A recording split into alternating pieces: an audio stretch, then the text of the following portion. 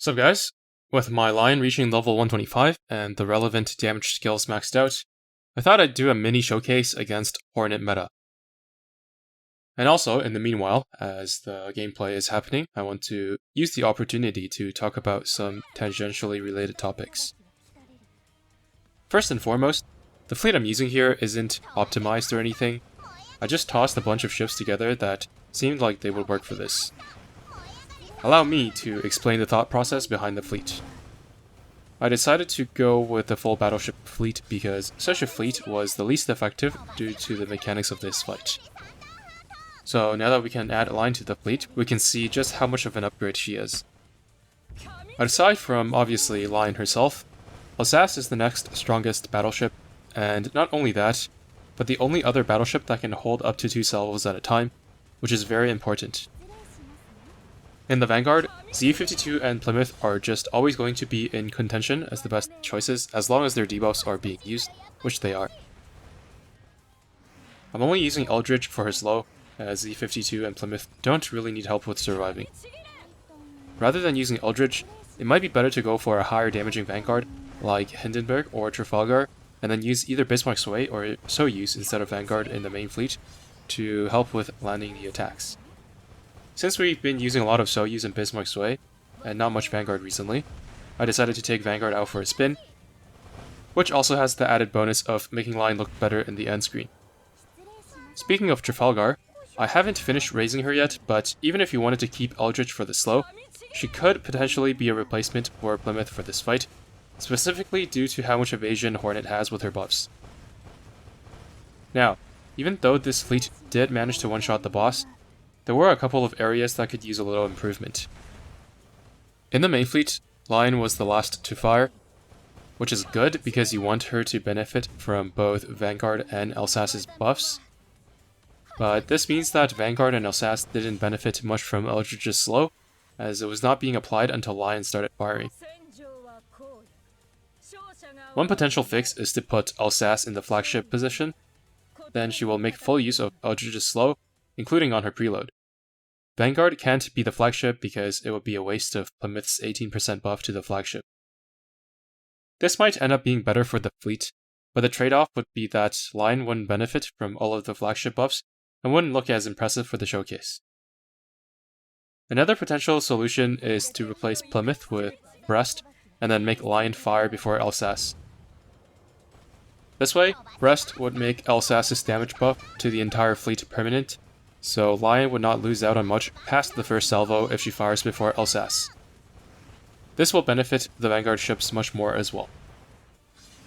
Just in general, having a 10% damage buff from Vanguard, 10% from Lion, and another 12% buff from Alsace, all of which stack multiplicatively with each other if I'm not mistaken, since they're all coded as debuffs, is gonna be a huge buff for the Vanguard in comparison to using carrier-focused fleets, which put a much bigger emphasis on buffing the carriers as much as possible.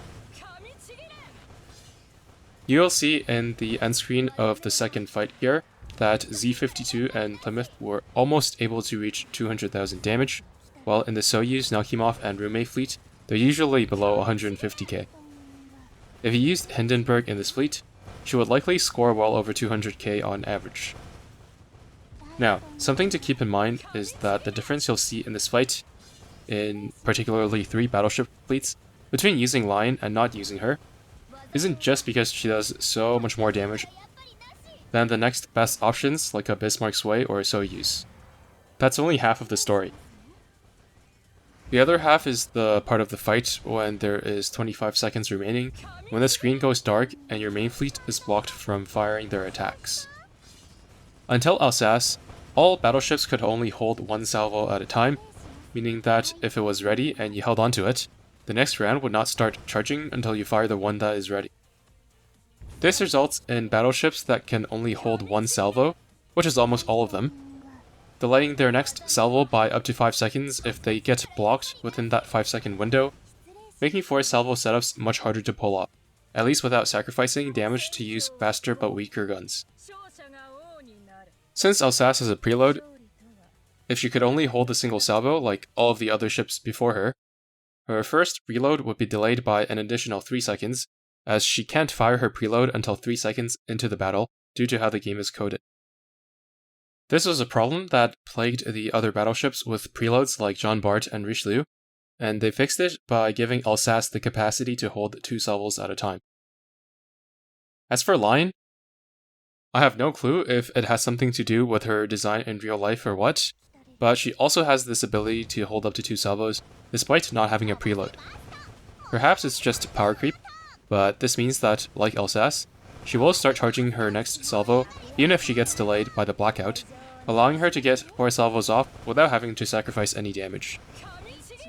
Even though both Alsace and Lion lack a % reload buff like many other UR battleships do, they can still get off 4 salvos much easier than the others with lower total reload, which just goes to show how valuable this bonus is.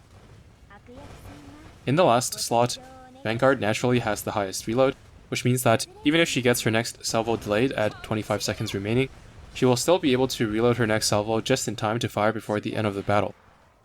Soyuz and Bismarck could probably do it too with a faster gun, but because they won't fire off their entire salvo, maybe Vanguard provides more total damage with her permanent buffs.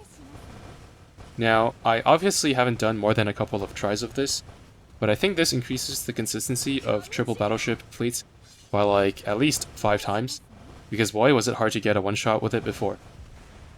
Even though it's probably still not as good as Nakhimov fleets, once I iron out the kinks that are still present in this fleet, I think the success rate would be high enough to be worth using in your dailies. Also, don't forget that you can use more hybrid type fleets, for example just replacing Rume with Lion in the Soyuz Nakhimov fleet, or using something like Lion, Bismarck Sway, and Rume instead, both of which should work with pretty good success. Don't forget that if you use another battleship with Soyuz though, she will lose her carrier buffs and instead gain self buffs, including 10% reload. So you'll have to make Nakhimov slightly faster to sync up her route. Okay, that's it for this video. Thanks for watching, and see you in the next one.